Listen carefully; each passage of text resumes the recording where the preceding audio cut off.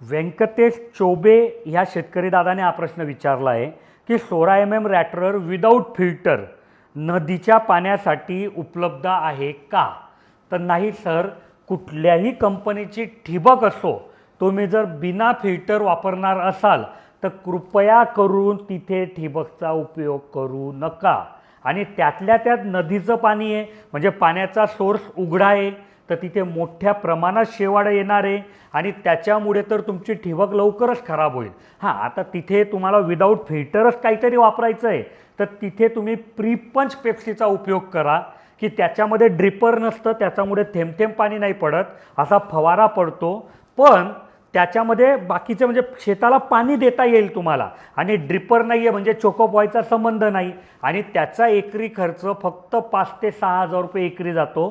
स्वस्त पण असतं. तुम्ही 2-3 वर्षानंतर पाईप ठेवला, तुमचा टेकअप ग्रोमेज जॉईनर टेस्ट ठेवल्या आणि फक्त नळ्या जरी बदलवल्या तरी तुमचं फार काही नुकसान होत नाही.